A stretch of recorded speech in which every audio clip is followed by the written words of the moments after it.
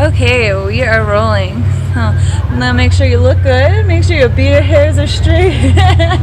Doesn't matter. Okay, so hey everyone, I'm here with Paul Stamets. Paul has been in the forefront of the mycology world and has been awarded with many different recognitions for his work in mycology and for promotion of psilocybin for therapeutic uses. And our initiative is to get psilocybin legalized for use for therapeutic and end of life for terminally ill patients. And from your experience, how do you see that would be a benefit for our society? Well, there's let's base it on science and science evidence medicine. And what we've seen recently with the clinical studies, that which many of us knew for a very long time, that the use of psilocybin mushrooms are in a therapeutic setting under controlled circumstances with a standardized material can give enormous benefit to patients, especially those people who are struggling with end-of-life issues. And I think that these mushrooms and psilocybin, frankly, I think they should be legalized for possession purposes for everyone. I do think that they should be regulated if they are going to be sold, and they should only be sold and licensed through qualified psychotherapists and physicians, fully in accordance with federal law. I think that on the state level, the first steps to take is to clearly to approve these for use for end-of-life patients is therapeutically not only effective but morally justified. So many people, all of us listening here, you're going to face the end of your life. These are big issues. And the fact that these mushrooms help people make that transition into death is something that is really important for our society.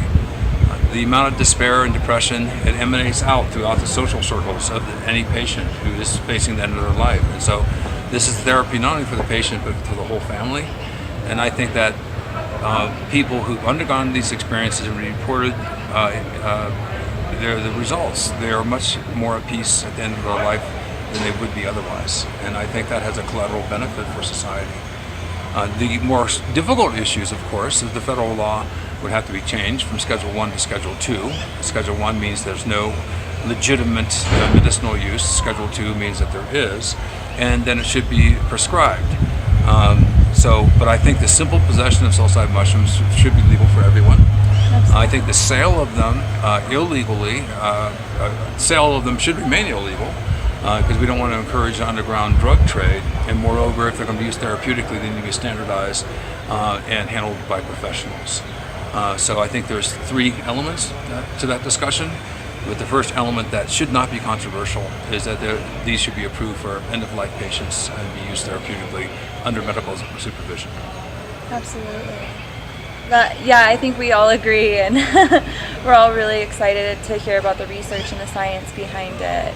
You mentioned that it can be treatment for the rest of the people involved, and can you elaborate a little bit more on that?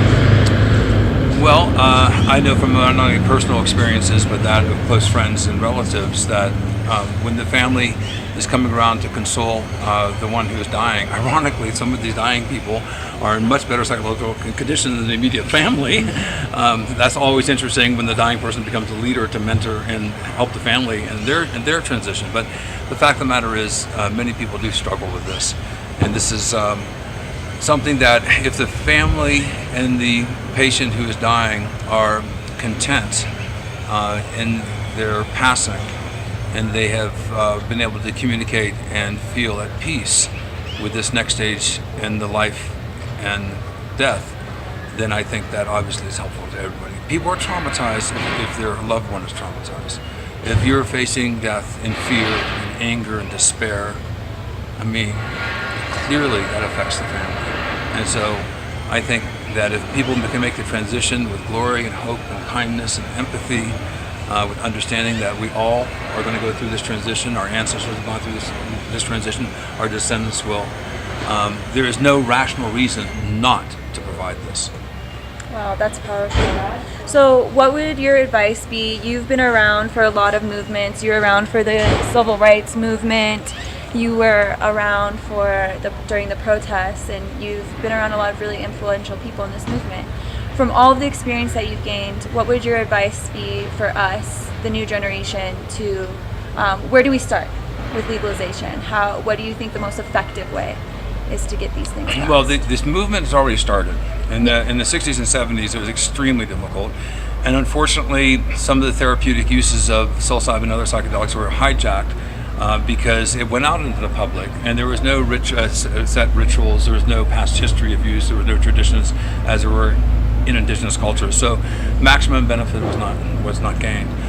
What I see now is clearly what the younger generation needs to do is to invest in scientific research. That's the only way they're going to tilt the tide here. When you have seasoned scientists involved in the clinical studies and who are skilled in end-of-life issues, when they see that this has a tremendously positive impact, as we've already seen in several studies, we need to have more of those studies, compounding those studies. The word needs to get out because many individuals who would be adverse to taking any type of drug, psychedelic in their entire in their life, when they see the results of these studies and hear from other people, they may opt for that alternative for themselves.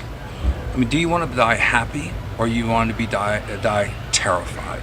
That's the choice here. It's a bilateral choice. You can face your death with courage, with kindness, with love, or you can face your death with fear and despair. You make the choice. Psilocybin will give you that choice. Yeah. Thank you so much, Okay. Paul. All right. Really Thank appreciate you.